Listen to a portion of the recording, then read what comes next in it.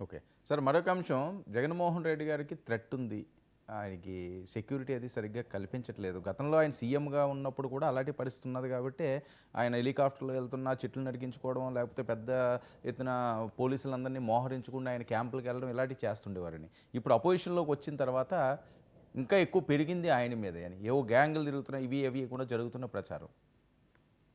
ఇప్పుడు ఎలా ఉంటుందంటే, ఒక వ్యక్తి యొక్క పొజిషన్ వల్ల సెక్యూరిటీ ఇవ్వడం జరుగుతుంది. హ్మ్.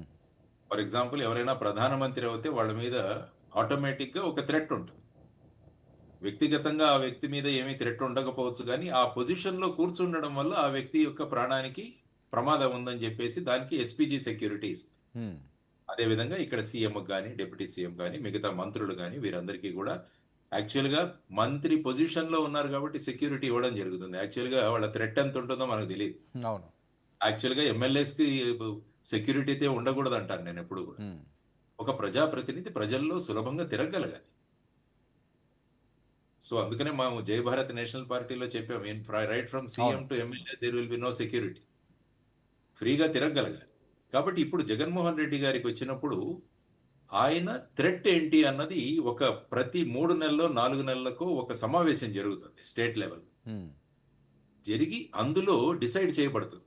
వాళ్ళ కేటగరీ ఏంటి? జెడ్+ కేటగరీ ఇవ్వాలా? జెడ్ కేటగరీ ఇవ్వాలా? వై ఇవ్వాలా? ఎక్స్ ఇవ్వాలా? ఇలాంటివన్నీ గూడా నిర్ణయించడం జరుగుతుంది.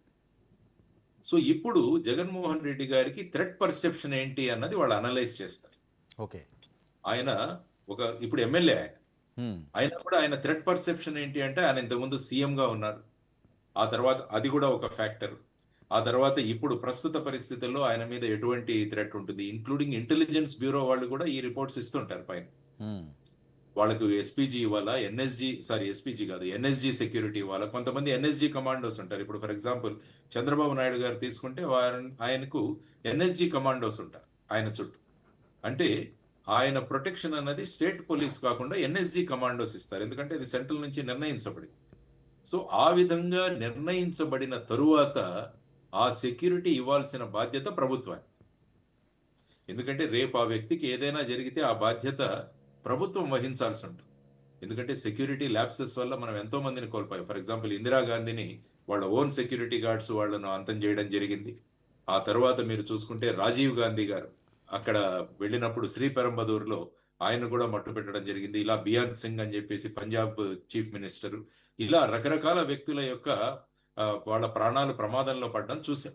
సో, సెక్యూరిటీ యొక్క థ్రెట్‌ని బట్టి ఆ వ్యక్తికి మనం ఆహ్, ప్రొటెక్షన్ ఇవ్వాలన్నది it is a rule. So, ఆ విధంగా దీన్ని పొలిటిసైజ్ చేయకుండా ఏ వ్యక్తికి ఏ సెక్యూరిటీ డిసైడ్ చేయబడిందో, ఆ సెక్యూరిటీ కంప్లీట్‌గా ఇవ్వాలన్నది మనం చూడాల్సిన అంశం. సార్ ప్రైవేట్ సెక్యూరిటీ కూడా వీళ్ళు పెంచుకోవాల్సిన అవసరాలు ఉంటాయండి ఇలాంటి వాళ్ళకి ఈ అనుమానాలు ఉన్నప్పుడు? దానికి అంటే దీనికి అసలు సంబంధం ఉండదు కదా? ఇది పర్సనల్ అదే సో, అవుతుందా? అది యువర్ ఇండివిడ్యువల్ డెసిషన్. చాలా హ్మ్. మంది ఇప్పుడు బౌన్సర్‌లను పెట్టుకొని తిరుగుతుంటారు చాలా అవును. మంది.